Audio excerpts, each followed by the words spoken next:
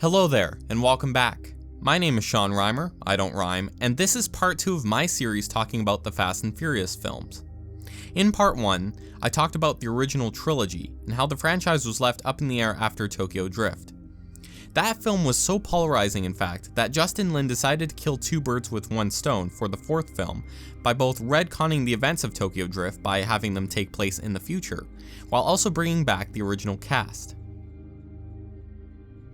Fast and Furious, the fourth one, try not to get them confused, attempts to take the good parts of the three films that came before it and combine them.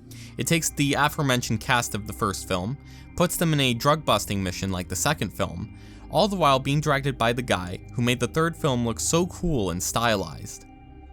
The film also has a large task of being a soft reboot, and it's safe to say we wouldn't have the multi-billion-dollar franchise we have today without it.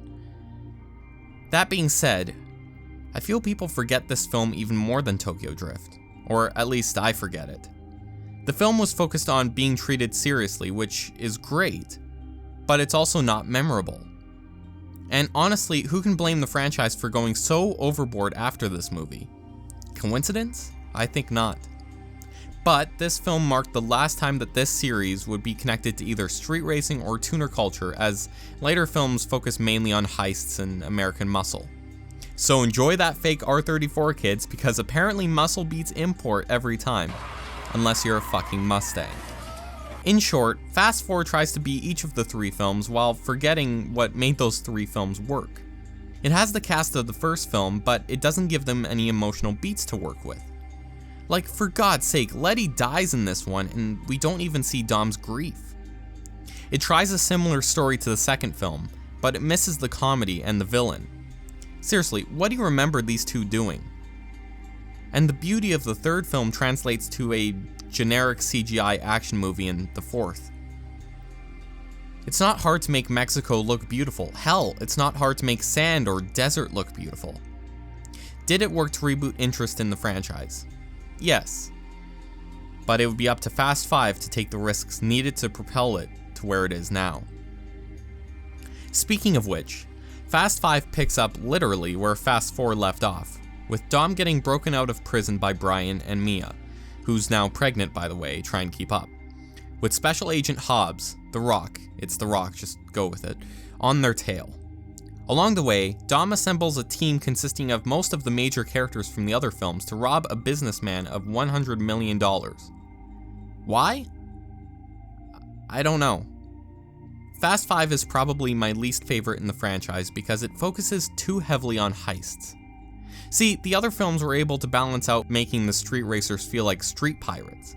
Plus, they actually show the street races. Here, they fucking skip a racing scene. In a Fast and Furious movie. Car for car. Car for car. You want it, come and get it.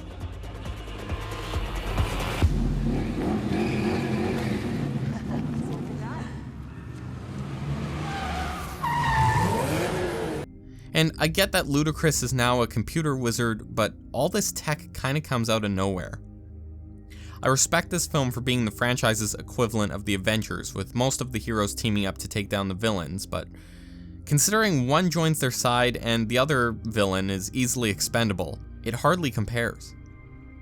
What this film did do was lay down the groundwork for the next 5 films and adopt a formula that was more sustainable.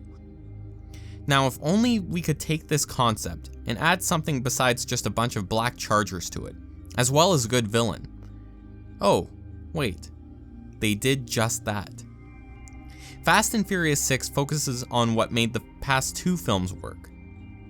It brings back some visually stunning cars while nailing down its heist with a couple of strong villains. I'm not saying Owen Shaw is gonna get a Disney villain origin movie, but he's certainly more memorable than...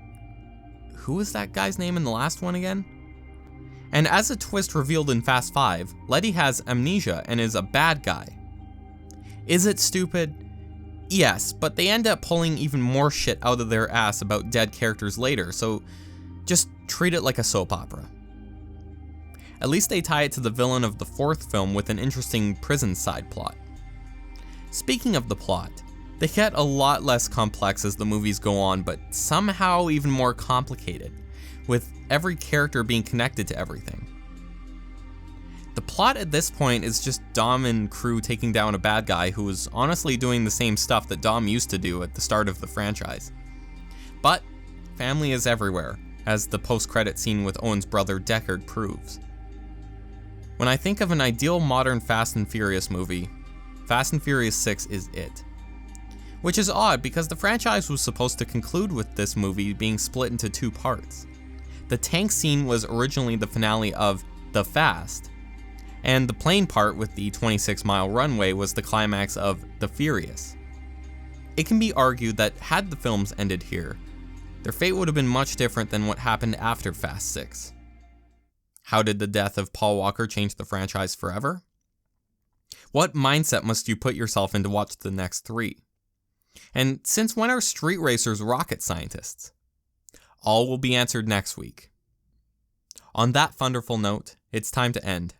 Thank you very much for watching. Good night.